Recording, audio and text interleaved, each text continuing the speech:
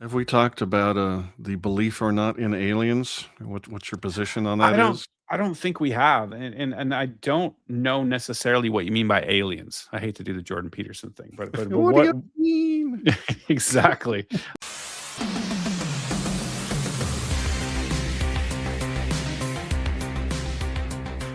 Hello and welcome to Haman Nature. I am Adam Haman, and I'm so pleased to be joined by one Brent Freeman. Brent has a show of his own called Aiming Up Podcast, and reference to Jordan Peterson there. Kudos on you. Brent had me on his show, I don't know, 2 or 3 weeks ago, and it was just the best conversation. We talked about all manner of things political, philosophical, scientific, and I was just jonesing for more. So, Brent Freeman, welcome back to Haman Nature. Thank you, thank you. It's a pleasure to be back, man. I really enjoyed our conversation. You're like my brother from another mother. I feel like stepbrothers. Like we just become best friends. It's like, Are yep. we best friends? Yeah. Yeah, it was great. I will link obviously to that conversation if you missed it. I also put it on my Substack, but I don't know, man. I felt like we had such good talk and we solved all the issues of the universe. And then I don't know, we still keep having these problems. So, like, what? It didn't stick? It didn't stick. Nobody took our advice. Well, maybe they will this time. Before we dive into all the deep, interesting things, I want to do the interview thing and just ask you the most boring question for a sensible human being, which is tell me about yourself. Like, where did you grow up? What were you like as a kid? How did you get into whatever business you're in? Lay it all out. Wow, that is a quite the character arc there. Yeah. So I grew up in the Midwest mostly. So I was born in the Washington State. My parents got divorced when I was super young, like 18 months old. So I basically only have real memories from South Dakota, where I grew up, and I was born into a very religious family, super Catholic.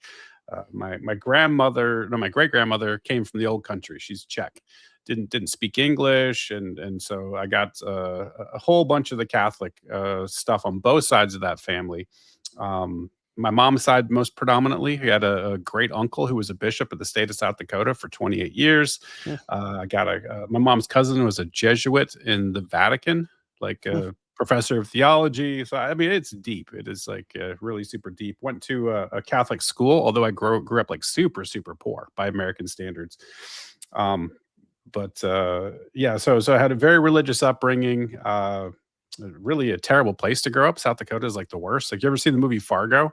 Oh, All yeah. those winter scenes are filmed around Brainerd, Minnesota, which was like within Oh, going down to Brainerd. Yeah. yeah. It's Yeah. about 45 minutes from where I grew up. So basically, any winter scene you see in Fargo, you could just extrapolate that. That's basically my childhood. A lot of 12-foot tall snow drifts and flat to where you can see the curve of the So earth. Like, flat. Yeah. and you get like, and then people think I'm joking. It'd be like literally 40 or 45 below zero, not wind chill factor. That's like the straight temperature sometimes. And then you'd have like this month in May, roughly, or like between April, May, where it would be somewhat livable. And then it would just be 100 degrees and 100% humidity like all summer long. It was just like hell on earth. Just depends on, which hell you prefer. So it was a tough childhood too. I talk about it on my show a lot. Got suffered a lot of abuse as a kid. And so I had a step parent that was super verbally, physically, emotionally abusive. So I dealt with a lot of that growing up. It wasn't a fun time for me, man. It was Was it it was not great. was it your mom and a stepfather or the It other way was, around? yeah, very standard abuse paradigm. Yeah. Yeah, people don't realize, but the rates of abuse with step parents towards kids that aren't their own is like off the charts high. It's a real fun statistical anomaly to comprehend, which makes it Sophie's choice of like, well, you have no father, or you have a father that kicks the shit out of you and destroys you psychologically. Those are your two good options if your parents divorce. Yeah, it's gross. And still, of course, it's better than no father at all. But all those horrible family, painful situations that just come up with every family, usually there's sort of it can only go so far because damn it, that is your mother and your father. But when one of them isn't, all sorts of horrible things can happen. Yeah, that's Yeah, tough. for sure. And so I got into running a lot. And so when I was in junior high school, I found out just on accident that I could run distance really well. I was in the science class, and the science teacher in, I think it was my 8th grade year, he was a cross country coach. And he was like, hey, and by the way, I was a terrible student, by the way, awful student. My report card was like AFFFAF. Like if I was interested in it, I'd ace it. And if not, you couldn't get me above an F. It was terrible. But this teacher offered extra credit or something if you ran some 10K race, and so I'm like, why not? I'll go do it. Hmm. Ended up winning the whole race and realized, oh, you can actually run distance pretty well. So did the cross country thing, the track thing, and I went to Australia because I got recruited as part of a college recruiting trip. Like the top finishers in the cross country meet statewide, I think the top 5 or something, got invited. And it was basically, we didn't realize at the time, it was like a chaperoned recruiting trip where all of the chaperones were college cross country coaches. And you went to Sydney, Australia. We got to train in the Blue Mountains of Katoomba. It was a lot of fun. We ran like the largest race in the world. It's called the City to Surf in Sydney. Sort of ends in Bondi Beach. It's beautiful. But long story short, like I got back from that trip and then I got hit by a car like 2 weeks after the trip, no. going into my senior year. So it kind of wrecked my chances of going to college. And so the only thing left for me was the old military. Poor kid, got terrible grades. What are you going to do? So I aced the ASVAB, found out that I could get into a really good tech job in the military and join the Army. Which I deeply, deeply regret. You can probably understand the reasons why. People who aren't, clued in there. It's my ethical objection to the military, to the government in general, but particularly to a job where it's essentially a hired mercenary. You agree to just murder strangers you don't know in other countries on behalf of disgusting politicians who now are apparently eating and raping babies and children. So seems bad for the soul. What year was that when you first enlisted? That would have been 94. Oh wow. Okay. All right. So what did you do? What trade did you learn about? I picked up mainly telecommunications. So I was in sort of fixed microwave communications, satellite communications, and something they would call like a tech control facility, which is essentially like a data center or a central office switching site. And so I did both. I got trained in both aspects, but I only ever worked with field stuff, right? So field radios, oftentimes you'd have like a radio van, right? So a big 5-ton truck that would roll out to the field. You can do point-to-point microwave with it. There's some things had tropospheric scatter where you bounce the radio signal off of the troposphere to another one. The rucksack level tactical satellite. I was at Fort Bragg and we did that for the commanding general, Jack Keane, in case anyone knows who that is. I know that Cliff, from Liberty Lockpod, not Cliff, Clint Russell was talking about Jack Keane not too long ago. But that was the guy who I supported when I was at Fort Bragg. So did a whole bunch of different things, but it was all generally in the communications realm. And that kind of springboarded me into the career that I have now in big tech. A couple of detours along the way, but yeah, that's how I got into it. Very cool. You don't have to say who you work for if you don't want to, but I will not. But it is one of the largest tech companies in the whole world. Let's put it like that. We'll leave it there, which may or may not be woke. Are you still on the communications side, or are you doing like other stuff? It is, but it's beyond that. So it's the communications was the in, and been more on the application side, doing software development, cybersecurity work. So most recently was managing teams that deal with. How can I say this? That technology, the cybersecurity and the infrastructure software for third-party call center providers. So the company I work for outsources a big portion of their call center work. And so it's a huge spider web of a challenge, trying to figure out how to bring in all of these companies and sort of integrate them with our ecosystem and make sure they're securely connected and all that stuff. It's and quality is up to par, right? So a lot of times these are developing nations with very varying degrees of quality infrastructure. If you're in Lahore, Pakistan, and you're trying to your connect system connect to tin can and wax string. Sometimes it looks like that. I've been to these places, and it's funny because we'll look up at the telephone poles sometimes and see the comm wire and stuff, and it's like, holy shit! Like this is a wing and a prayer, man. I can't believe we're actually sending packets down those pipes. Tech's a wonderful thing. So going back to high school, you did you did long distance running, you said, but I'm guessing you weren't. If we were using the Breakfast Club categorization system, you don't sound like a jock exactly. What would you have called yourself? I don't know what I was. I was so trying to figure out who I was back then. I had so many little personality quirks that developed by virtue of my childhood that I kind of was trying to fit in somewhere, and I fit in a lot of places because, as you can probably tell, I'm fairly intelligent. Like I can pick things up, and so I liked hanging out with the smart kids, but also I felt very insecure because I went to, at least in my up till early junior high, I went to that private school. And even though my tuition was paid for by various mechanisms that didn't involve cash transfer. Um, I went to school with a lot of these kids whose parents were attorneys and doctors and all this stuff, and so I wanted to be like them in a lot of ways, and so I just found myself kind of trying to run around emulating these people. And a lot of these people were the jocks. A lot of these, they so I would go to the YMCA all summer long, and I'd play basketball every day. So I was kind of a jock. Like I was really good at sports generally, but I didn't fit in any one particular mold. I was just kind of somebody searching for an identity that just tried on a bunch of different things, but it wasn't anywhere near my authentic self. I was just me trying to fit in and kind of get through life somehow. It was tough, like being a poor kid at a rich school. It's really difficult to fit in anywhere. It's so funny when we first started talking on your show. It's like you do seem really similar to me, Mm. and uh, it's self-serving, but I feel like I got to share a little bit of my background. Um, my father walked out on us after 6 months after I was born. Ooh, sorry to He hear that. he used to drink a ton, and he was just out carousing with a friend of his who just had a kid, and convinced, hell, wow, this really changed your life. Wow. So talked my mom into having me. And then like 6 months into it, he's like, "Yeah, I'm out of here." So she had to deal with that. And I went through not one but two stepfathers, kind of one official one. Um, ended up leaving my mom and living with the stepdad number one, junior high and high school.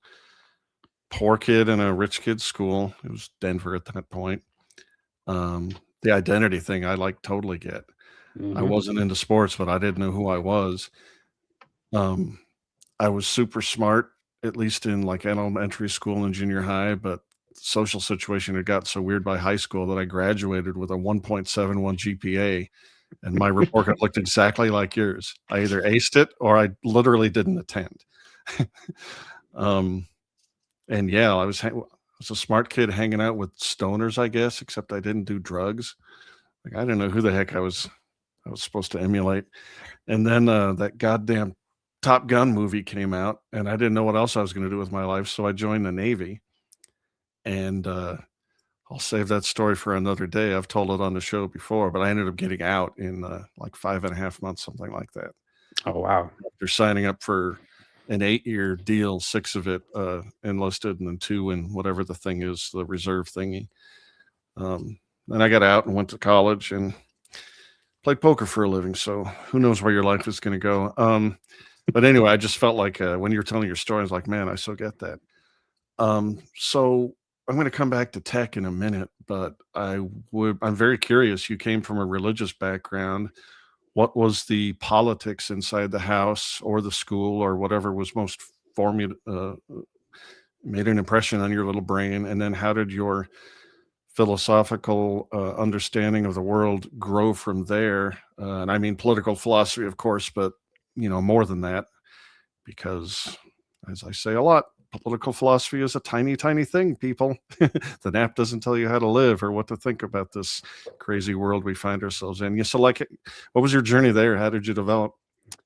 So are you talking about the politics in the family, meaning like literally politics, or do you mean like the religious politics? Because I had both of those in that I side of the guess it's family. two separate questions. Like for me, neither my mom or any stepfather ever really discussed politics. But you could sort of tell that they were center left because I think the culture just was. I mean, after all the all the evil people in the TV shows and the movie. Those are the Republicans, right? It's the I the got a lot of Democrats are that. the I got a so lot of that, man. So I think my stepfather at the time really pushed a lot of that because he was obsessed with money and he was very well aware that he was not up to snuff. He's kind of the same boat I was, where except for as a kid, I had no say in the matter because I wasn't earning any money. I just happened to be grandfathered into the family that was poor, and the other people were grandfathered into the families that are rich. But my stepdad was super insecure about that. And so he would always, you know, the way it is, it's instead of competing and actually doing better and improving yourself, it's way easier to just blame the rich yep. people.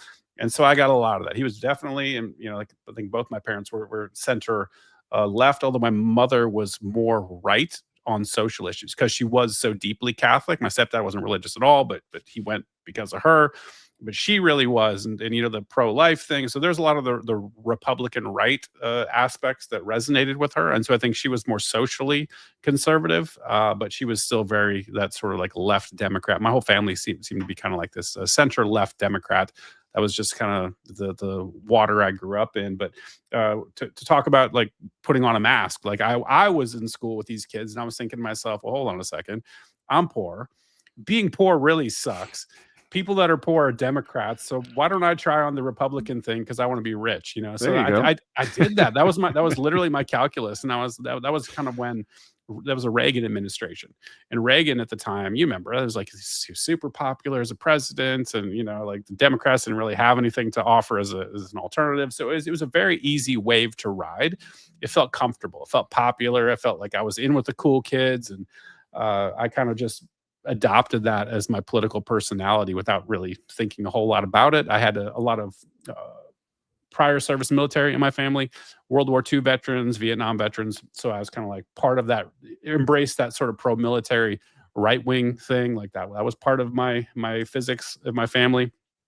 And so, yeah, I just kind of like got into sort of, you know, Republicanism back when it really was conservative to some degree, even though I think, you know, Ronald Reagan was basically a commie, but compared to today, you know, like that was still pretty right. You know, that was still, they would at least talk, right? Like, if you would talk to any conservative, you would at least the speeches hear. are great. Yeah, the speeches are great.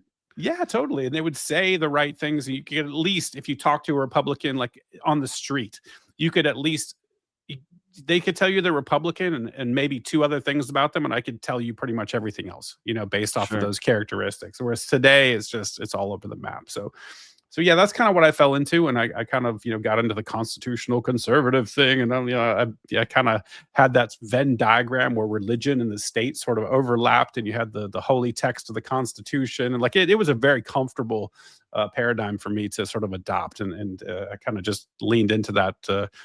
Pretty hard until, you know, probably till I was out of the military. That's what actually quite a while after that. Geez, it's been, yeah. Oh boy, yeah. I kind of fell into that whole crowd until like the mid '90s, probably. So you spent the bulk of your life there as an okay boomer, apparently. Yeah, basically, yeah, pretty much. All right, no judgment. And then what? So you're just sitting there doing your job. What were you getting drips of information from? What was leaning you towards seeing the world in any sort of a different way? It was the internet, man. It was like the internet revolution happened. The .com thing happened. Access to information expanded exponentially, and then just Ron Paul, man. He was my gateway drug. Suckered me in, you know, and that got me into all of the standard libertarian people, right? That there's just that whole core group of folks. And I just loved it. Like well, first, let me take that back. I didn't just jump right into it. Actually, Ron Paul first got me into libertarianism as a hater, right? Because his foreign policy, policy was so opposite. So bad. Yeah. I was like, fuck this guy. What is he talking about? This guy, does he not love America? You know, and sometimes when you get outraged about something, you kind of like, well, I'm gonna write some notes here. I'm gonna come back and tell you know, give him a piece. And then I was like, you know, that was the first thing that got me sucked in, and I started hearing the counter arguments and seeing counter data, and I was like, oh shit! Like I was thinking like, oh, I think I might be wrong about this, you know. But it was with Ron Paul, it was so balanced because his core message resonated to the inner conservative in me, right? It Yeah. was Federal Reserve and cutting spending and all these things, that core, like, just like this moth to a flame of standard conservatism, but also the personal liberty and the drug position. Like, that was something I hated at the time, and the anti-intervention, like, but I fought with those aspects of his platform so much that I kind of, like, I'm like, oh, fuck that guy on these issues. And then I kind of realized, like, no, I'm the asshole. Ron Paul's vision all works together. It's yours that's got a little schizophrenia in it. What made Ron Paul such a beautiful messenger was just that. He was such a decent, basically, conservative fellow, except he'd embraced a worldview that was coherent. And like Scott Horton says all the time, he gave good old American God-fearing conservatives a path, a lifestyle path to be anti-war without being some sort of a hippie Marxist communist. And we really needed that. Yeah, he sets such a great example, and he talks about it too. He talks about setting a good example as a better way to sort of spread your ideas than through force. And he really did that. He exemplified what a good example looked like. And I think this is something modern libertarians could take a page from his book. Not all of them. Not with a broad brush, but like the I'm going to wear a thong and dance around on the convention stage, and I'm going to talk about selling cocaine to 11-year-olds. And like, let's talk about the age of consent. It's like hold on, guys. Like that's not what Ron Paul did, right? And I get it. Like, do whatever you want, but if you're really trying to convince people that maybe this is something you should consider, like maybe set a better example. For sure, yeah. If you want to persuade someone, first demonstrate to them that you're basically a decent person. Don't be some sort of a lunatic. And then don't just shout and moralize at them. You have to realize they don't think they're the villain of the piece. They have concerns that they think are important, and they have reasons for disagreeing with us on drugs or war or any other thing. And you've got to take those concerns seriously, because they are serious. And I think most of us aren't good at that. Well, first of all, we're a little autistic. Some of us more than others. Yes, I'm not pointing at anybody, everybody else but me. And then also, like, you have to really understand the philosophy, and otherwise you're going to be mad, and you're just going to shout the thing that you heard that's the only part you remember, right? I can't really explain how the Federal Reserve works, but it's bad, and if you don't get that, you're a bad person. So it can be challenging. Yeah, I struggle with that because you probably see me on Twitter. I like to throw flames a little bit. I like to drop bombs, but I try to do it in that Ron Paul sense, though, because I think I try to pick my spots. I mean, sometimes it's just a general thing, but sometimes with the individuals, where I'll see they're like 90% of the way there. It's like, I'm gonna pick at that little thing. I'm gonna say I told you so maybe a couple of times, and point this out, and because I think getting people triggered to some degree can instantiate that sort of paradigm where it's like, well, hold on a second, I think you're wrong, and I'm going to show you why. And then that allows you to pull them in for a little bit deeper of a discussion, and you can have a legitimate back and forth, as long as you're not an asshole the whole way through. If you just bait them in a little bit, you can sometimes have a good faith discussion. Some people you just can't. Sometimes people get pissed off and they're just like, they're done with you, and well, I guess that's fine. I'm still trying to hone the delivery on that. I've made some mistakes in the past with that. Well, social media makes it so hard. I mean, there's no person there. Ron Paul, you could sit there and listen to him in a debate or on a video or something and get a sense of the man. And here you're just being screeched at by some avatar telling you you're a commie or whatever. That's not persuasive. I haven't figured it out either. I'm not throwing shade on you. I don't know how to do it.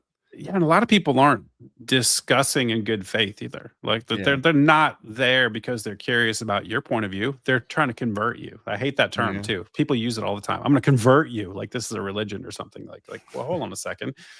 One of the best ways to sort of have fruitful discussions, in my opinion, is to be open and curious about the other person's point of view. Like, you can have yours and advocate for it all day long, sure, especially if you're very convinced that it's correct. But also, you have to be able to look at somebody who's 180 degrees opposite from you and say, that's interesting. You see it completely differently. Can you tell me why you see it differently, and try to have a conversation that way? I think that's going to be more productive than going into the conversation with this implicit or explicit goal that I'm going to change your mind. Right? We get so caught up on teams, no matter what the micro issue is. I'm going to change somebody's mind, and that's fine. Like we should be trying to, you're inner philosophy nerd, like you understand the way it is.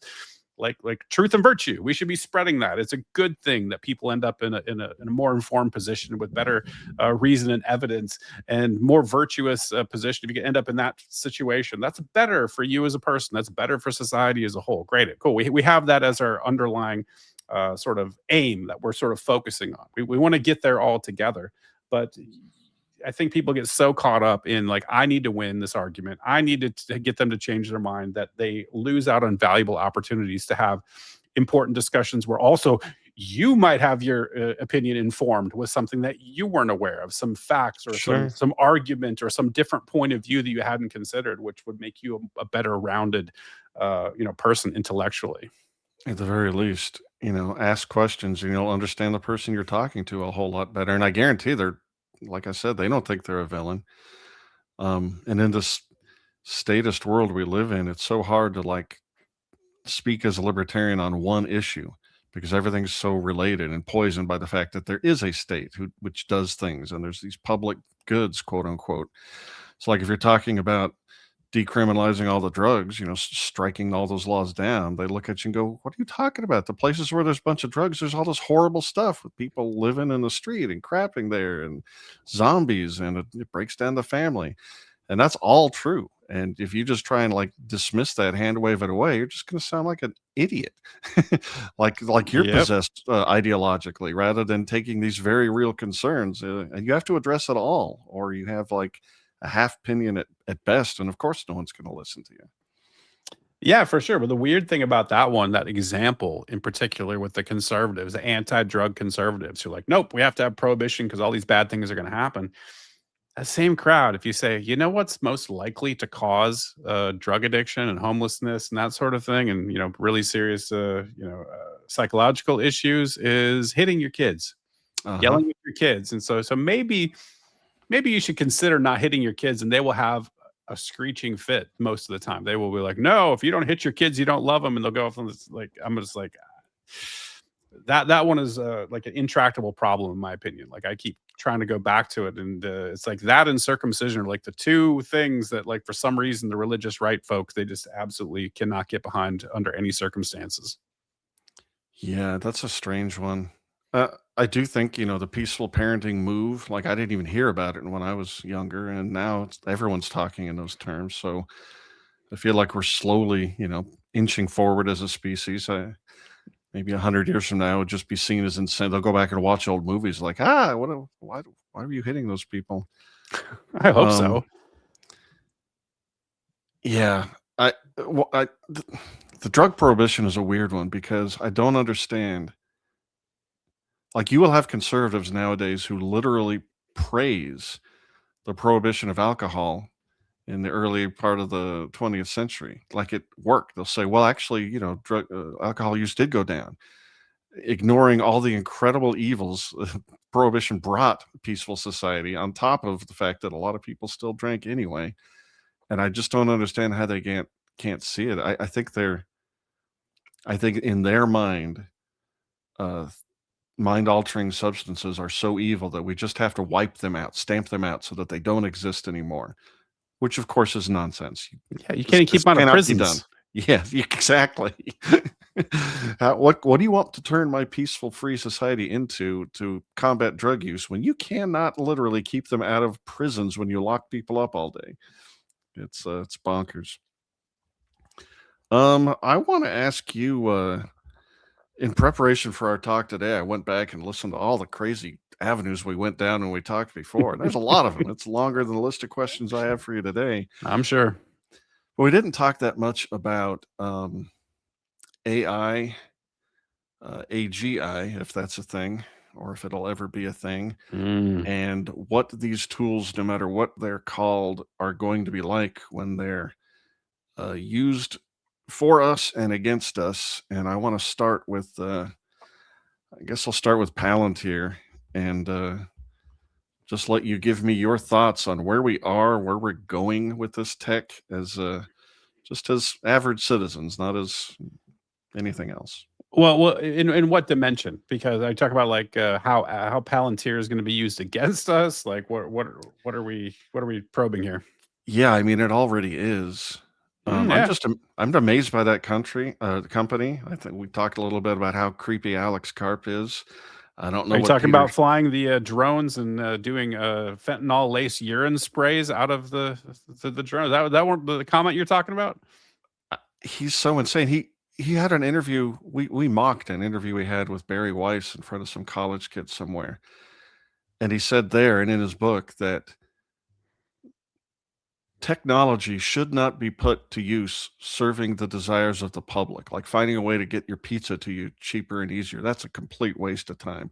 We need to put science in the purpose of government in the model of the Manhattan Project with a straight Dear face, as if he God. wasn't literally a demon walking the earth. Like he just said that, like he's he's got an Well, idea. it's not surprising because Peter Thiel is kind of the same way. Peter Thiel is a little bit more savvy, I think, from a media perspective. He doesn't always say the thing, but he says the thing enough to where you're like, oh, like this is a dark dude. And that's without talking about the Epstein ties or the other Yeah, creepy, weird stuff that dude's into. But no, Palantir is like an existential threat, and it's not just Palantir. There's other companies that are out there doing this. You think the federal government doesn't have from internal programs that are augmenting the Palantir? I mean, that's what is going on with these contracts that Palantir has. It's not just their component, but they're actually merging the data sets with everything that the CIA, the NSA, the FBI, everyone has internally, and stitching together a sort of holistic picture of who you are. Like they're going to know everything.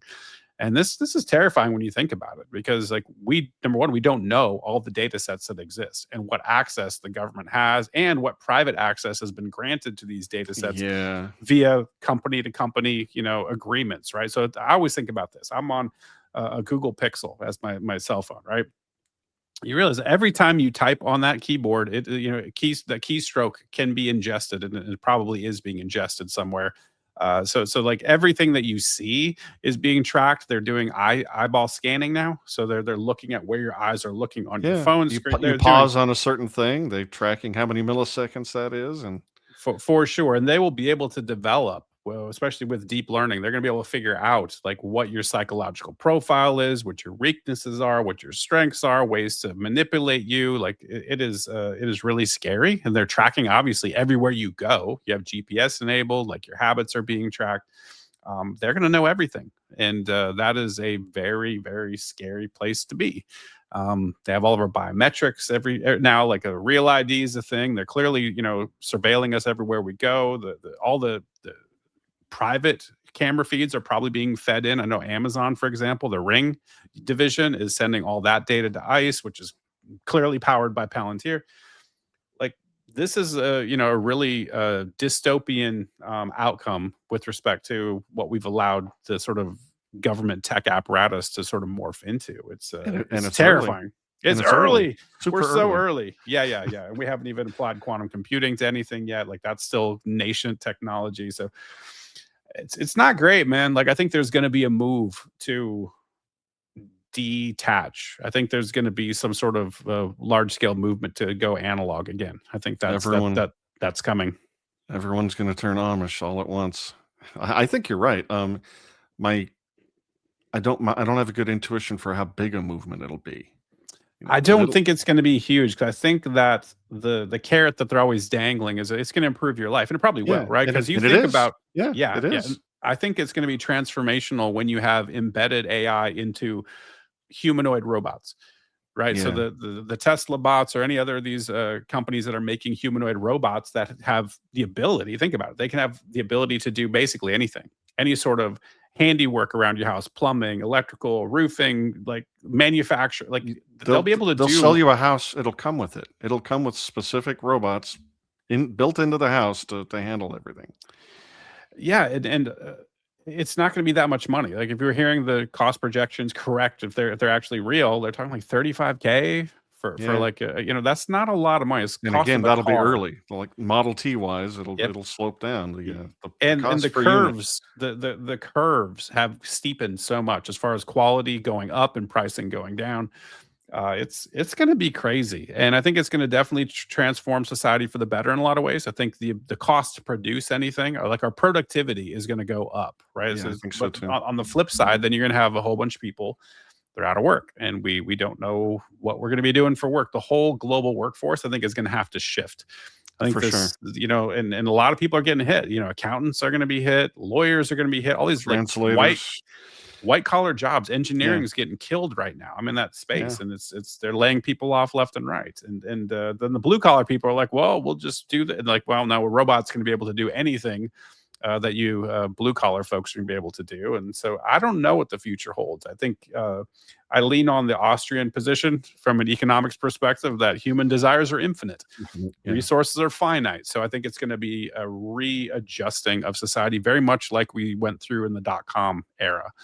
There's going to be this thing where it's going to be a transformative technology, and a lot of people are going to lose jobs. A lot of people are going to gain jobs, and a lot of these jobs will just be shifted around. But ultimately, from a resource perspective, I would expect us to be in a better place because it's going to be cheaper and quicker to build houses. You can 3D print a house with robots, or not have manual labor doing things that are dangerous jobs, like I don't know, working on power lines, the high voltage electric lines, or crab fishing, or whatever it's going to be. Like, I think it's probably going to make things better in a lot of ways.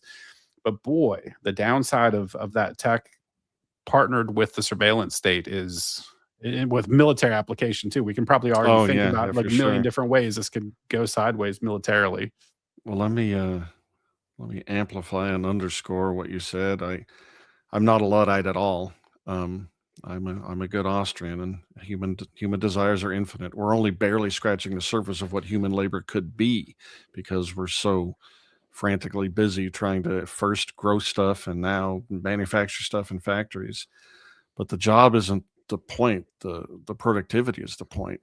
Well, hold on. I will push back a little bit because I've thought a lot about this, and not only have I thought a lot about this, I've been observing what has happened just so far as the amount of effort it takes to sustain oneself, right? The amount of, like, in my lifetime, like, you had to work really hard to just sort of stay above, the poverty line and provide adequately for your family.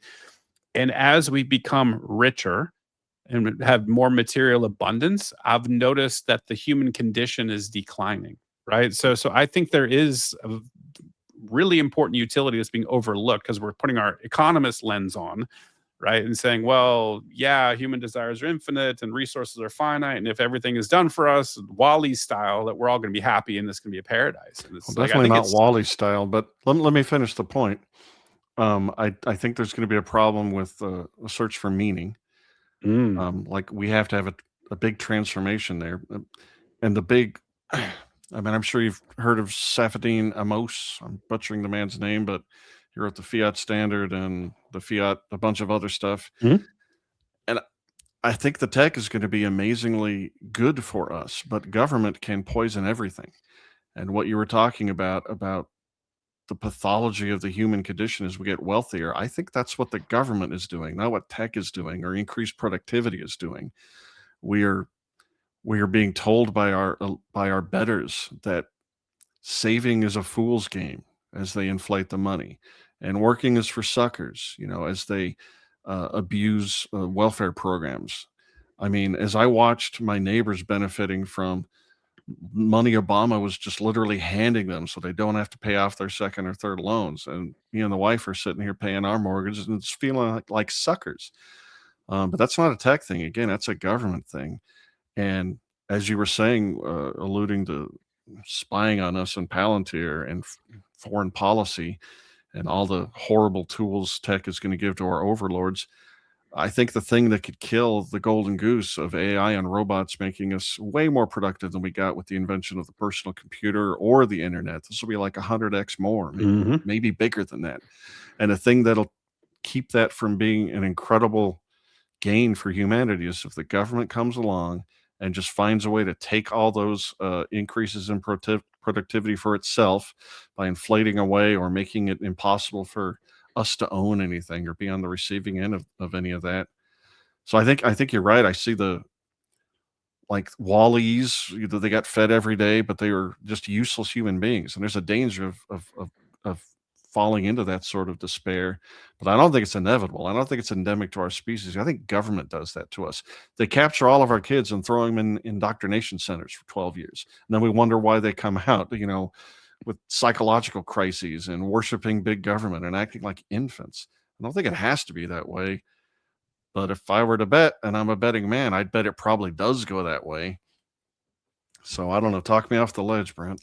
Well, let me back up a little bit, because I don't like the language where you said the government grabs our kids and throws them into indoctrination centers. And like colloquially, that's true, but that removes agency from parents, and I don't think that's right. Like you don't have to. Amish are a perfect example. Like the whole community has done the opposite. They've set up their own counter system. And as a parent, you individually could just say, like, you know what?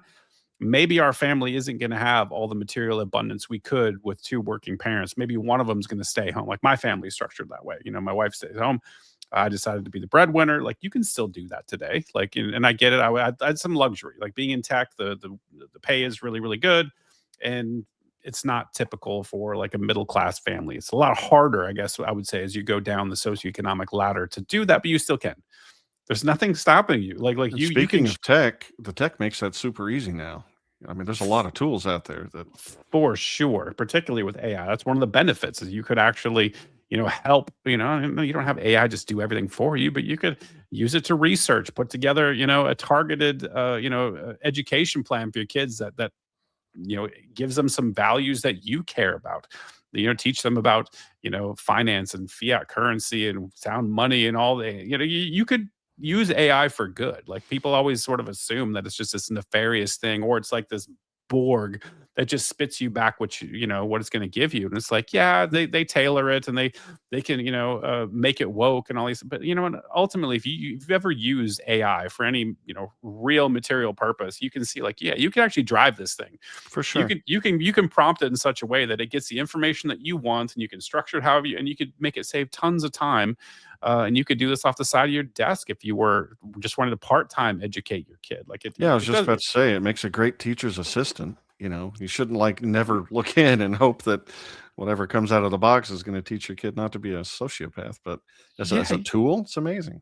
And I always tell people, it's like, you truly, because people say this all the time, I can't ever teach my kids. I could never. And it's like, well, really? You think that you couldn't do a better job than the fucking government schools? Like, that's I hope you're teaching them all the time. You're supposed to.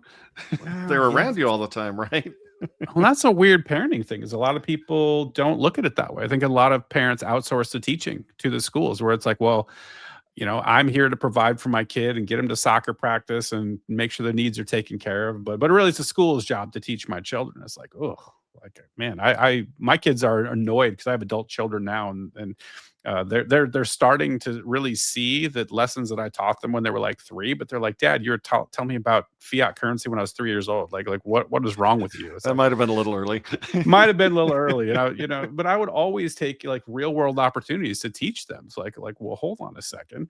Like, here's the lesson I'm trying to teach you. Here, look at this over here. Here's a demonstration in the real world of how that works. And yeah, maybe they're too young to gather it. But if you repeatedly teach lessons over time at every sort of teachable moment that arises, like, you can drill home some lessons that really stick. And I've had some, believe me, my kids, a couple of them, they were on opposite side of a lot of issues from me. Like they used to gasp when I was like, you know what, you might have to the government agents at some point. And they used to just like pearl clutch and everything. And now they're like, okay, we fully get it. Like, we totally understand what you were trying to teach us. So the lessons might not always connect right away, but I would say over time, if you continually, set a good example and you sort of use the moments as they arise in your life to explain, where you're coming from and kind of the position you're trying to sort of articulate to them, those lessons, they get home. They can, even if you send your kid to public school, over time, I think you can override some of that programming if you choose not to homeschool your kids. Very cool. Where should we pivot? I want to know what the heck you learned while doing psychedelics that makes you feel so goddamn superior to me, Brent. Where the hell do you get off? You squeegeed your third eye open. Okay, fine. What did you really see, though? What did you figure out? That's a good question. And I don't know exactly what I figured out, other than to be completely humbled, where I think before and I've told this on my show a bunch of times. I know I probably haven't talked about this, but I was pretty arrogant as an atheist.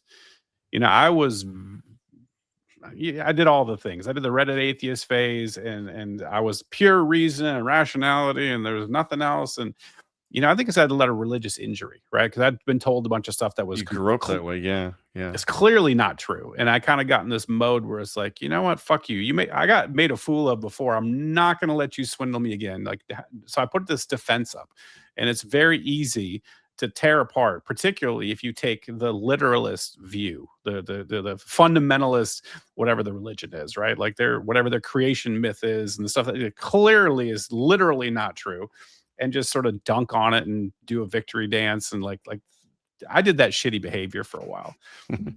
and I'd taken psychedelics kind of because, like I've talked about the childhood and stuff. I have a bunch of problems that stem from it, and I've been trying to address that stuff over time. And I'd seen a psychologist in Seattle, and he was like he specialized in a couple of things. Number one was mindfulness meditation. Guy was a long-term practitioner, long-term meditator. He was also a PhD at University of Washington. He specialized in homelessness and addiction. That was kind of like his cluster. So he was all tied into childhood trauma and how that, is interlinked and everything. And we had gone through all the therapy sessions, and he kind of just said, like, look, I can't help you much.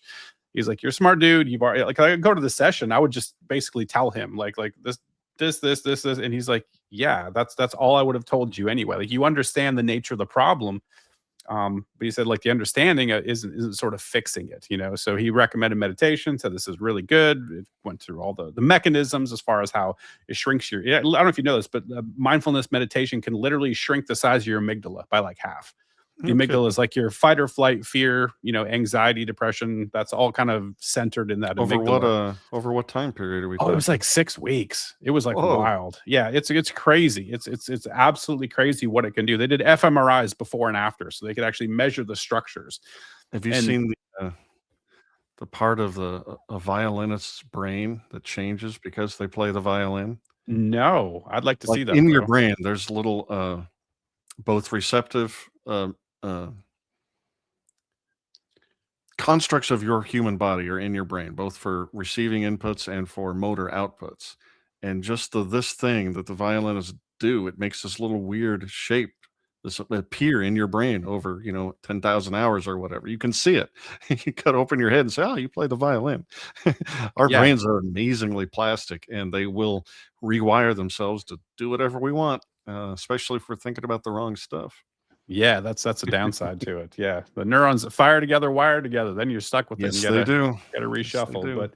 But no, he kind of like recommended meditation, but he said, like, look, meditation is kind of like cracking the door open and peeking inside. And he said psychedelics are like just battering ram, the door blown to smithereens, and you're just like in the space, And he said, I can't, because of ethical guidelines, recommend that you do psychedelics. But he's like, you're a smart guy. You like to research stuff. So I want you to look at Roland Griffith's work at Johns Hopkins University. He's done a bunch of psilocybin trials. There's a ton of literature out there. Just go down that rabbit hole. But it was basically like this nudge, nudge, wink, wink. Basically you might want to, consider, psilocybin as an option. And so me being the good nerd I went and I studied all the literature, and I was like, oh, this is super interesting with respect to like the problems I was trying to address. Childhood trauma leaves all sorts of, horrible scars and, bad patterns and things, self-destructive behaviors. And I really wanted that fixed. And so I was like, oh, let me give this a try. One of the things, like you mentioned, neuroplasticity, one of the things that psilocybin in particular seems to do is like if you've got all these neurons that are wired together, it's like an Etch-a-Sketch, and you just shake the Etch-a-Sketch clean. Like it kind of wipes out the old patterns where you can build new pathways. And so that was attractive to me. And obviously a bunch of other things were super attractive as well. So I'm like, okay, I'm going to do this. And so what I did, I'm not recommending anyone do this, by the way. I'm not advocating for this. This is just what I did. It's my story. I learned how to grow the mushrooms from spores. Wow. You can buy spores legally in almost every state. And so, and me being the ADD kid that likes to tinker with everything, it's very complicated to do it right. You have to have super sterile conditions. You have to inoculate the grain just right. You have to, there's like a monotub type of thing. You have there's like all these steps, which I just geeked out on. So I did it. I grew it. I was like, Was oh it yay. dangerous? Was it dangerous at all? I mean, what were the downsides if you screwed it up? Anything bad? No, you can basically ruin the crop is all it is. So if you get bacteria or other fungi in there that take over, they can kill the mushrooms. But essentially, there's no danger to it. If you either have a successful grow or you don't. And if you do, you end up with just pounds and pounds of fresh mushrooms, which are crazy. But yeah, I just decided to dip my toes in. I think I did 3.5 grams the first time, and I just put on music, and it was like nighttime, and I just laid there, and it was just like transformative experience. It just absolutely blew my mind to the point where, and this is the tough thing about psychedelics, is the ineffable nature of the experience. You cannot in words explain to somebody. You can talk to somebody really easily who's done psychedelics. Like you and I, if we've done them, we could have a conversation like, yeah, you understand what that's like, But if you're trying to like explain it to somebody who's never done it, like there's no way. Like the cartoonish versions in movies and TV shows, yeah. it's disrespectful to the experience, in my opinion. Like it's not that. It's not like people turn into cartoons and like all the crazy visual effects, and like it's just not all what they it have is. to mess with is the soundtrack and like what the camera's doing. So you can't really blame them. Exactly, because it's an entire like landscape of your mind that changes. Right. And you enter into a space, and it sounds so, I sound like a hippie, but I swear I'm not a hippie. It feels very sacred, right? And I do believe that this is the origin of all religions. I think all religions came from one of two paths, either intense meditation or psychedelic use, and sometimes both. But they both, and I think my therapist was right. They both get you to the same mental state, whatever that state is, a sort of pure awareness, the nirvana, whatever it's going to be. But you feel like the universe lets you in on a secret. It's almost like there's really good anthropological evidence to back up that claim. I think that's probably right. For sure. And it's like if you've had that experience and you've seen the type of visual patterning that you get, and then you go look at, like talk about the fractals and things like that. Then you go look at some of these. I've been to, all over the world, and I've been to like India, and I can see it reflected in some of these Jain temples that I went to. And then there's places in Iran that have got these, Islamic mosques that are just, you just look up and you're like, these people were clearly on psychedelics, so I truly believe that that's where it really came from. And then you have what is not John Marco Allegro, the what is his name? He was on Rogan. Brian Muraresku. He wrote a book called The Immortality Key that talks about ancient Greece and the mysteries of Eleusis. Are you familiar with that? I've heard the title, but no. Yeah, the Eleusinian mysteries, which were essentially, some. I've heard Jordan Peterson talk about it tangentially. Yeah. Yeah, so it's really interesting because it sort of started there, but essentially the TLDR of the book is that the ancient Greeks did this, and then the early Christian church apparently did. Mirarescu worked with the Catholic Church it was the archaeology department from some other university in the Catholic Church, unearthed early Christian sites and did a chemical analysis of the communion wine. Essentially, they used what you just call like mixed wine back in the day, which could have been many different things. Sure. But they did the analysis of essentially the communion that the early church was using and found it contained ergotine. Right. So if you're familiar with ergot fungus, that's the basically a natural version of LSD. Right. So that's behind something called. That'll keep him coming back every week. for sure. So there's evidence the early Christian church was tripping their balls off too. So it's definitely a thing. But like I said, I definitely view it as sacred. It's one of those things that when you're in the moment, you feel incredibly small. You feel like you don't know anything, and you feel like the universe is sitting you down for a bit.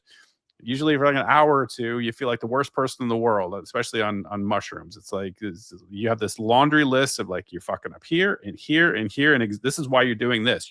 Are you seeing the connections? Like your whole brain is just like, oh, I see it, right? And you get these like revelations that are given to you. Like you're just they're handed to you as fast as you can receive them.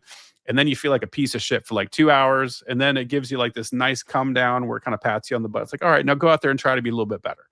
And then you spend 6 months trying to take all the lessons that you got and sort of internalize that and sort of incorporate them into your life and try to fix the various things. But it's a profound experience. Like it is the weirdest thing in the world. It just feels like there's nothing is feeling like you've been there before. Wherever there is, that sort of landscape of mind, that mental state, you feel like you're connecting with some place that you're just, it's like deja vu. You're just like, oh, I've been here before. Like this is where I came from, or something. There's definitely that profound sense. I don't know what it means. I'm not making any ontological claims about the experience, but it definitely it has that sort of tone and tenor to the experience. Let me give you my outsider's perspective. Because I've done mushrooms a handful of times later in life, but nothing so not the dosage or the setting enough to be. I never had the experience.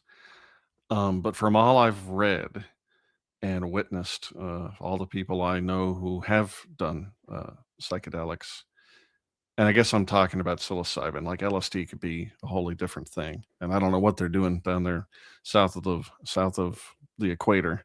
The ayahuasca.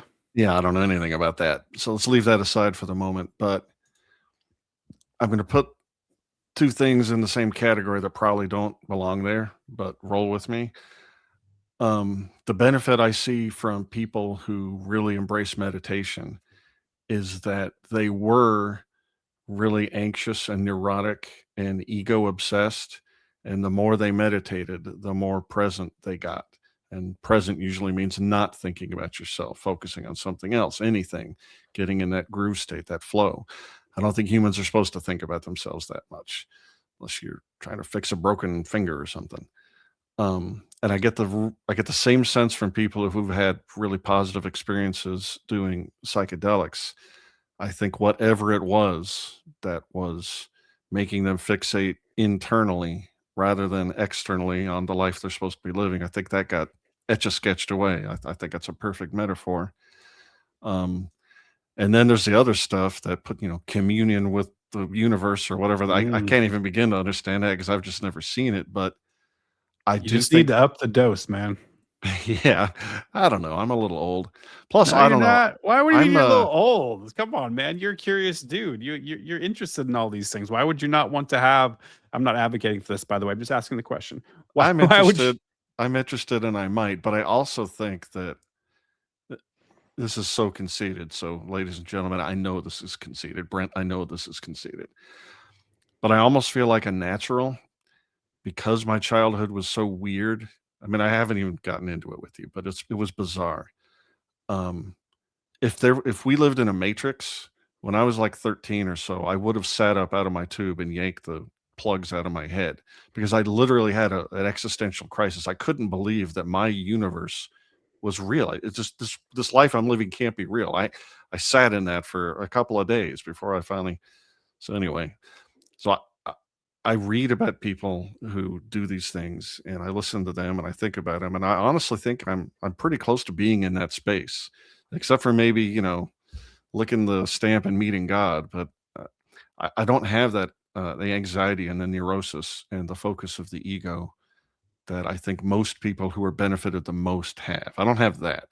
So maybe one of these days I'll get curious enough to actually up the dose I and think the benefit is in the second category you mentioned. It's not about. I mean, it's obviously good to try to fix your demons and everything. If you got that under control, that sort of transcendent experience, connecting with whatever the hell it is you connect with, because I believe it's something. It's not me. I don't think. I always say like, yeah, I know I'm on drugs, but the one of experience the is so overwhelming and so convincingly real. Let's put it that way, that you're convinced that like you have connected with something outside yourself or somehow connected with the entire universe and we're all one. That's another thing that goes away too. Is sort of this sort of boundary between self and the yeah, universe that kind yeah. of disappears and we kind of end up in this like oneness.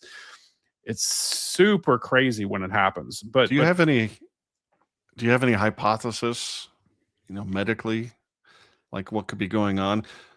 I'll the throw some only out. I'll throw some out that I don't believe. Like it could be that everyone who went through this heard about what's supposed to happen before they did no it, and then 100% I don't no. believe that either. But it's a hypothesis. 100% no. And the other thing that's less woo woo is that something about the internal architecture of our brain.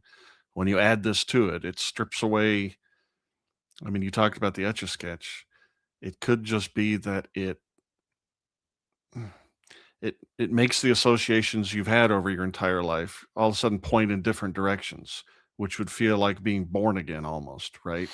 Like you wouldn't necessarily understand what's what because you would scramble a little bit, not in a permanent way, not in a bad way. Like I said, it shakes people out of trauma. I truly believe that, and egoism. Um, but I don't understand. Do you have any hypothesis about what it is? You sounded Well, like you didn't with the ontological empty set or well, undiscovered set. there's a couple things, right? So number one, we know from the Johns Hopkins research and Imperial College of London, some others, that the default mode network sort of shuts off. It's at least attenuated on a mushroom trip, and at a certain dose, it kind of clicks out. And that's what's referred to as the ego death. Right. So you ever in the psychological literature and the space, it's always like, well, that's what they talk about as an ego death is the default mode network is the part of your brain that does self-referential processing. That is the module of your brain that says you are you, right? And when that clicks off, you move into a state of pure awareness. And I I think, am this tree. well, it's not like that. What I think it is what I mean is our cognitive faculties, our brain and our sense data are taking in way more information than makes it through the funnel Oh into yeah, our for sure. awareness, right? Yeah, Because we've evolved not to be supremely aware, we've evolved to survive, right? So the cognitive there's two apparatus in our massive filters. One is the sense apparatus itself that doesn't see, most of the universe, and then there's what our brain does to make sense of the input. Correct. I'm just talking about as a gating mechanism for the inputs, because all of Yeah, the inputs at once, it's not helpful for you. Like we'd be to paralyzed on the hunt floor. Yeah, for sure. And so I think what happens is that sort of that funnel just gets widened. You get, like I said, the default mode network shuts off. You lose that sense of self, and you move to pure awareness. So this is just straight sense data input, and then there's thought patterns as well. Like so. Uh, I think that there's that component of it, but there's something about it, and this is so difficult to articulate, but it feels like it's beyond just that. Like there's a biological mechanism involved for sure, but it almost feels like you're tuning into a particular frequency. You've just connected via a different mechanism, and you're connected with the whole universe, and that's just mushrooms. There's other things like DMT. You mentioned ayahuasca. That's really just orally active DMT. DMT is a whole other animal, and I don't have a ton of experience with that. But there's a lot of research being done in the DMT space, and that seems to me super interesting from an ontological perspective, because everybody, this is the Rick Strassman did a bunch of work on this, the DMT, the spirit molecule, where all of his patients came back saying this exact same thing, that they're rocketed out of their body through some fractal tunnel of impossible geometric patterns until they reach a picture puzzle door, and then they pop through, like literally almost audible pop into a different dimension when they encounter entities that seem to be surprised that they're there, and that you can speak to, but not with language. I'm like this is crazy that literally every human being with just a small addition of this tryptamine called DMT has this exact same experience. That's pretty weird, and that feels like maybe this might be like one of those ontological things, like maybe we are starting to tap into some secret of the universe. It definitely feels that way. Like anything in the psychedelic space feels like you are, like I said, I've always felt like the universe is pulling back a curtain, ushering you behind in the VIP area, saying, get a load of this, and you're just blown away. You're just like, holy shit. Like I had no idea that this was what the universe was like. It's so transformative, it's so profound, and it sucks that you can't like articulate it to somebody with language, because it's just beyond language. yeah. Like, How you have could to you? have the Yeah, experience. you Yeah, have to see a rock and feel a rock and throw a rock before you can tell anybody this is what a rock is. exactly. It's like they always use that analogy. You take a cave person, right? And then you Yeah. just drop them in the middle of Times Square in Oh New yeah. York Good City luck. for 15 minutes, then take them back and say, now explain what you just saw. And you're just like, fuck, dude, I can't. I have no Metal idea. antelope. Yeah. Yeah, there's no language for it. And I There's think no language for that. that's just unfortunately one of the natures of psychedelic experiences. It's ineffable. And it's frustrating that we don't do a better job. But I don't feel so bad, because I heard Sam Harris, he did this long podcast where he described his big mushroom trip. And Sam is very verbally fluent. He's a Yeah. very, very good orator. and he was running out of I metaphors, heard that one. ways. Yeah, It, I heard it's that one. it's crazy. Well, another white pill is the taboo is off of that since the government Yes. clamped down on the 60s the way they did. And I think we, broadly speaking, are going to be learning a lot more about what these substances are all about going forward.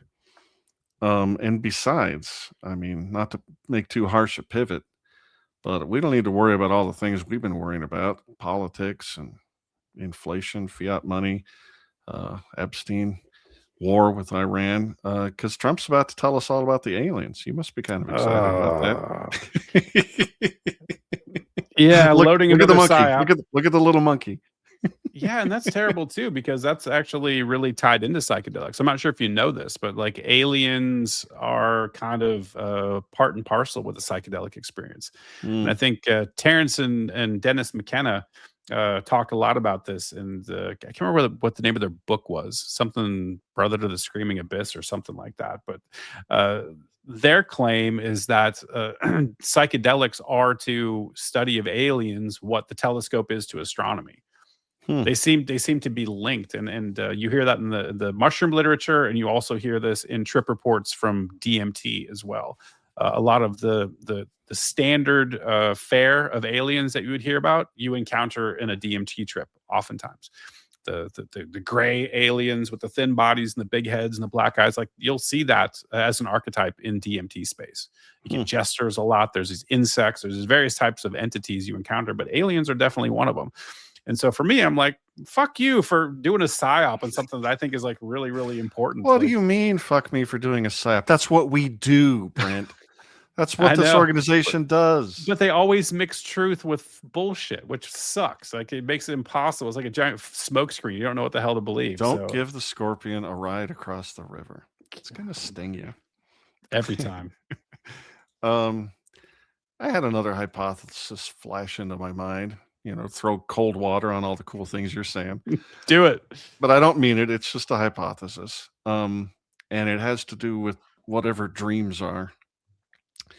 When I was young, all the way up into, I don't know, maybe early 20s even, I had this thing that would happen fairly often where I would wake up or be drifting off to sleep, and I'd be positive that the room that I was in was just covered with bugs of some kind. And I found myself on the outside of a Motel 6 hotel room one time in the middle of winter because I just had to get away from these bugs, and it was, just a dream thing. And when you mentioned the archetypes of things that people see on DMT, including the big gray aliens, it made me wonder, what if we're just tapping into whatever it is that makes us generate dreams when we're sleeping and bringing that into our conscious space in some way that it's going to seem pretty weird because that never happens. It's a cold water splashing into the face of the cool thing. It's more pedestrian, but we don't understand dreams very well. Well, and I'm the wrong person to ask because I don't remember my dreams hardly at all.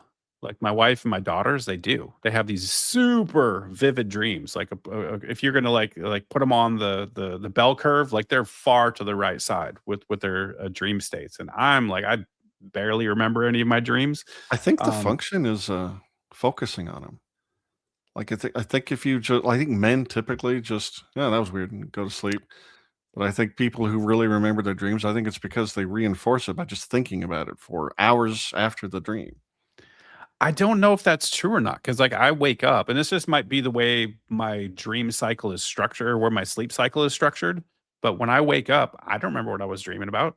Ever? And I don't ever, hardly ever. I mean, sometimes there's a couple like here, like maybe 4 times a year, I might remember what I was dreaming about when I woke up. But I'm telling I you, my remember wife, almost every time, but it fades like super quick because it's just a fucking dream.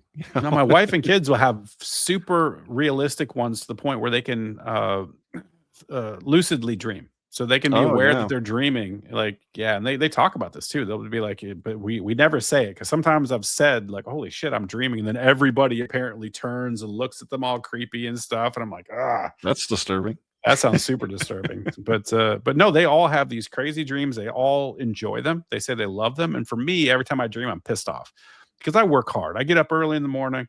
I go to bed late at night. When I sleep, I just want to black, just dark, let me sleep, let me recover. I don't want to be doing something. Like I've I had hear dreams, that. like, but you ever have these dreams where you like work in a job, like maybe it's a new job and you have to learn the new process and you're having to go, and then you spend all night dreaming about being at work, and then you wake up and Dude, it's like, fuck, I was just dreaming about work and dude, I could have been sleeping. let me throw a little Tabasco on that nightmare. Let's say you're a certain fellow who plays poker for a living, and that is stressful and it's high brain power, and you're worried about shit and making, hundreds of decisions an hour for big money. And then you go home and get to sleep and have nightmares about these impossible poker hands that just like you can't win. You can't get to the end. I don't have pocket aces. I have 18 aces, and it's still gonna, yeah, put money on the line and make it a real nightmare. Man, that's just like my hell. If I was dreaming every night, I would be so pissed off. I just enjoy going to sleep, getting some good rest, and not thinking and waking up the next morning because, That dear God, lucid dreaming thing sounds interesting. I think the closest I ever get to that is sometimes, usually before I get up, shortly before I get up, I will have a dream of being in my bed and looking at the clock and my nightstand and thinking about getting up. And then I'll realize, you know, my eyes are closed. That can't really be the time I'm seeing on the alarm clock. I'm clearly dreaming right now. And then I'll wake up, which is pretty weird. yeah, that's a whole space I'm just not familiar with. I wish I was more capable and apt to comment on it. But boy, talk about psychedelics all day long, but dreaming, I'm just not your guy. Have we talked about the belief or not in aliens? What's your position on I that don't is? I don't think we have, and I don't know necessarily what you mean by aliens. I hate to do the Jordan Peterson thing, but What do what you mean? exactly? I don't know. I can't do the impression either, so I'm even worse off. No, I don't know. I mean, like, if you're thinking about they're just like extraterrestrial life that maybe was evolved on another planet somewhere, like I would assume so. Like if the universe all has the same properties, like we all have the same, we're all operating to the same physics. And I get it. There's different planets, right? That has to be certain Goldilocks zone of, but well, that's assuming that the life is like us. Right. Universe is a big place. It could be silicon based life. It could be, and the life could look not like anything that we're familiar with. It could be super small. That's the other thing people haven't considered. It could be Planck scale type of stuff. So I'm assuming that, like in this giant universe, like yeah, it's probably pretty safe bet to assume that there's some alternate form of life out there. I can't believe we're the only planet. That seems very arrogant. It seems, like, You're and we like to familiar do with that. Drake's equation? No.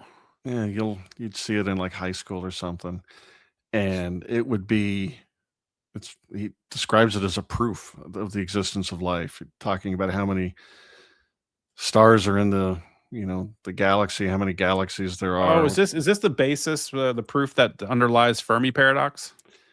That one gets a little weirder because it has to do with, yeah, the same question. But Drake's is saying, yeah, there has to be life because look at the odds. Mm. And I throw that equation away because it's better than simulation theory. There we have 0 data points. This one we have 1, us, but we don't understand how life started. So I just throw all that out. The Fermi thing gets a little weirder because the speed of light becomes a relevant factor, and making uh, probabilities for extinction. Anyway, it gets weird. But I simplify that whole thing with a shrug of my shoulders. It's fascinating. I hope there is. I think, unless it comes to destroy us. But with only 1 data point and us not understanding how life started here, I don't know. I It's not very satisfying, but I think the most intellectually honest thing to say is I don't know. I sure don't believe any of the stories I've heard. The documentaries and the reports, and the anal probing is hilarious for season 1, episode 1 of South Park. But I think I know human beings hallucinate and tell stories. I know that's a thing. For sure. This other thing, it's a big claim. It needs big evidence, and I sure as heck haven't seen any. Yeah, I don't really know. I mean, I'm very comfortable in saying I don't know, and I'm very comfortable in saying I'm open to any possibility.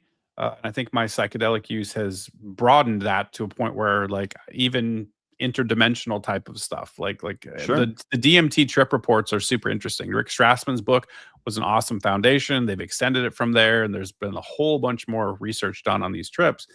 And everyone there seems to have the exact same type of interaction as well, which is they go to the place where you kind of just know this, and I know this is not super satisfying, but they if you've been on a psychedelic trip of any depth, you understand what we're talking about. Like, you just know you've been here before, and this is where your soul goes while you're waiting to be put into a body, essentially. Like, that's and that's like a foundational type of thing in a DMT experience. And the DMT entities say that this life that we're living, it just happens on repeat. It just happens over and over and over again. There's not really any insight into whether things change. Like, my assumption is, like, every possibility sort of plays out. That'd be my guess, from psychedelics being very fractal in nature. Like, I'm assuming that there's just sort of repeats, and you can, you live just mildly different or make different decisions or whatever. And that sort of aligns with Sir Roger Penrose's, theory, like orange theory. Have you heard that before? Where he's literally, no. Yeah. So Roger Penrose is a, world-renowned, cosmologist and, astrophysicist. And his belief is, call it orange theory, meaning like the Big Bang was just sort of one of a cycle, an infinite number of cycles. So the entire universe expands and then sort of either contracts and crunches together and respawns, or there's something that causes that to sort of restart, and everything is infinite. So the universe, in his view, doesn't have a beginning or an end. Like, it just is infinite. It just is. This is everything that is, or at least everything that we can see in our observable universe, and it just kind of plays on repeat. It just sort of restarts. And so having that from somebody I respect as a cosmologist align with the trip reports of the DMT is kind of like, well, maybe that sounds like it's fairly plausible. Do I know what's true? Hell no, I have not a freaking clue. But we're all swimming in space that we can't really empirically verify. We're all doing our best just to, like, well, maybe this is going on. And that's part of this. Maybe this is why I'm not recommending anyone do this, including you, but one might consider doing a deep psychedelic trip or two, just because it makes life more fun. That you actually get to have these experiences, and you get to have a real tangible type of experience that really lands in your soul and your mind, and then it leaves you with a bunch of cool questions. That's where I feel like the funnest part of my life right now is, like, I've got these crazy experiences, and I've got a pretty good scientific grounding, right, as far as what I believe to be true, with the caveat that we have to make certain a priori assumptions about, whether our sense data is valid. My user interface for the world allows me to do certain things that are repeatable. Yeah. So with a few exceptions here, like I feel like I got a pretty good understanding of the way the universe kind of works, and it's given me a lot of really fun things to think about. And I think that would be not the case if I hadn't had these experiences. And I'm going to probably take some more. I tried DMT once or twice. I haven't got the breakthrough yet. That is a scary, scary experience. I'm still trying to get my nerve up to do that again. I'd love to do an ayahuasca ceremony. What happened the first time? Oh, God. I've told this on my show before, but I'll tell you. So me being the tinkerer, I was able to extract DMT from something called Mimosa hostilis bark. And so it's a very simple acid-based extraction that pretty much anybody can do. It's not very complicated, but you said bark? Bark. Yeah, it's the bark of a tree. I told you we were the tree. Hey, yeah. DMT is in a lot of different plants. Like, I think it's in almost every plant, but it's just concentrated in some more than others. And Mimosa hostilis is one of them that is just super rich. Also, weirdly, the acacia tree. So the trees that are on Mount Sinai, where Moses had the burning bush experience, full of DMT. So if one of those caught fire, you might meet God. Anyway, I'll move on past that. Are you telling me he carved those tablets himself while he was just tripping? Who the hell knows, man? But I do believe he could have had a religious experience on that mountain if those acacia bushes were burning. So anyway, I extracted DMT, and I went on YouTube and I found this tutorial, which is supposed to give you one of those. You see those like things that people use to vape with, those big battery things that have the little tank on it. Yeah. Well, there's one that has like a steel ribbon, like a mesh. And it was advertised on YouTube as one hit breakthrough on DMT, because normally you have to do like 3, and it's like very caustic and it hurts your lungs, and some people can't break through. So I'm like, oh, I'm going to do this tutorial. And I got all the stuff and I sprinkled all the DMT crystals onto the mesh, and I fired one up. And what I didn't realize is that the holes in the steel mesh were too big. And so there's cotton underneath it. There's a band over the top. And then when it fired up, some of it vaporized, and I got that hit, but it was only maybe a quarter of the strength that it should have been. Everything else dripped through because it kind of turns into liquid and dripped into the cotton. But man, the second it hit my lungs, the entire world broke apart.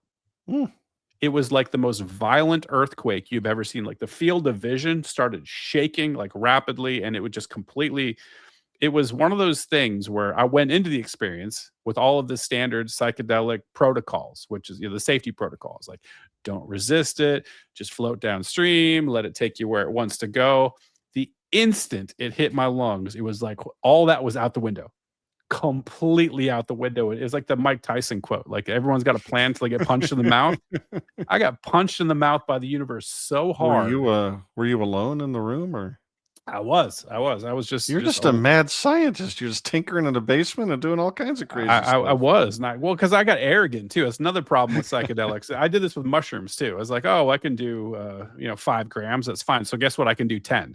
That's an error. Like you can get very arrogant and you think that you got this. Yeah, I feel pretty, and you can have like very bad experiences, which I've had. I've made mistakes with mushrooms, but also did with DMT. And I just immediately, like, I regretted that decision, and it was the scariest experience in my life. How long did it last?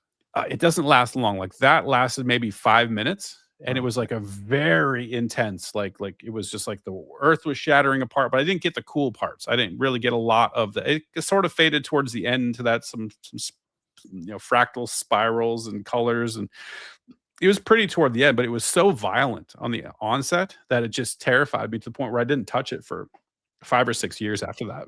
In the memory of your experience, was it just your sense data that was affected while you were still rational you behind all that? Oh, no. Everything disappears, man. like I said, it literally looked... My visual field looked like it. I'd just been in the the house just was in an earthquake. Everything shook side to side. It was violent. It was completely out of control to the point where it was just disorienting and it was scary. And it was, I know, like it definitely scared me so bad that it's taken 6 years for me to even mess with anything. And then I got the DMT suspended in some vape juice, and I was able to slowly... That was actually kind of nice because I could slowly bring it up, but I still couldn't get all the way through. I'm still trying to have my breakthrough experience, and I'm still working on that. But I really like the last one I did with the vape juice. I got to whatever. I didn't break through, but I got like in the realm, if that makes sense. I got to the point where it felt like heaven. Like it felt like, it was bliss. It was like like the colors were there and everything was beautiful, and you felt happy and euphoric, and you felt like you were connected to the universe. Like you were like, there was no problems. Like you were happy. It was one of the better experiences I've had on psychedelics. Psychedelics can be very hit or miss. That one was pretty solid, but I just couldn't get all the way there. So I think the stuff that's suspended in vape juice isn't strong enough. It's not able to get you to break through. But my understanding is the breakthrough is really the thing you're looking for. Like that's the value with the DMT, is like actually popping through, talking to the entities, receiving a down... Like oftentimes they'll download information directly to you. The other thing that happens a lot is they perform surgeries on people. So yeah, this is a crazy thing about DMT. When you go to that breakthrough dose, you don't feel high at all. Completely lucid. You completely you're just completely normal person that just got popped into this experience. And then these entities will come up to you, and someone will put their parts inside your chest and start working on you and stuff, and doing surgeries and repairing things. And a lot of people with like real trauma histories report back that like after that surgery happened, like whatever problem they were dealing with was just gone. So it's really strange stuff, man. The experience is apparently just out of this world. And I want to have it. I really do. But I'm scared, man. I won't lie. I'll admit to anybody, I'm terrified. That is scary stuff. Yeah, I don't think I'll be touching that one. But hey, mad scientist, I encourage you to, especially alone, with stuff you cobble together out of your own Yeah, let's Lizard, go. the detritus of your basement. Yeah, this will work. God, this is so awesome, Brent. I could talk to you forever, but I am mindful of the time. Any last thoughts you want to share with my good people? I definitely want to direct people to go see your show on the YouTube. Aiming Up podcast. Is that all they need to search for? That's it. Yeah, it's mostly on YouTube. I'm still trying to catch up on Spotify. I will put some focus into that. The YouTube channel's kind of taken off. I had Juliet Bryant, who was one of the Epstein victims, and I had Scott Horton, and those two episodes have really done well. I got almost 600 subscribers now, so I'm doing Nice. well. Finally got monetized. I can sell some merch on there. I'm almost to the point where I can get monetized for my views. So I feel like it's moving in the right direction, and I'm not really focused on those metrics, but it's kind of cool to see people actually watching the content after 2 years of what feels like screaming into the void. I feel like I put up, decent guests, like really like yourself and a bunch of other people that we talk about important issues and try to provide value to the viewer. But it's frustrating when it's like, man, like I feel like we had such a great conversation. Like 40 people saw the show. It's like I'm trying to be patient. You're ahead of me, and I do think your guest list is pretty great. You have interesting stuff, so I encourage people to go Aiming Up podcast. This has been great, man. If we haven't solved the world's problems by 2 conversations, it's the world's fault, I think. Well, hey, man, I'm not trying to end the number of conversations. I always have a great time when I'm talking to you, man. You're one of my favorite people, so let's keep it up. Yeah, I totally agree. I look forward to coming back on your show and vice versa. But for now, let's end it before we actually hit the hour 30 mark. Thanks again, Brent. This was great. Thank you, ladies and gentlemen. We'll see you next time on Haman Nature.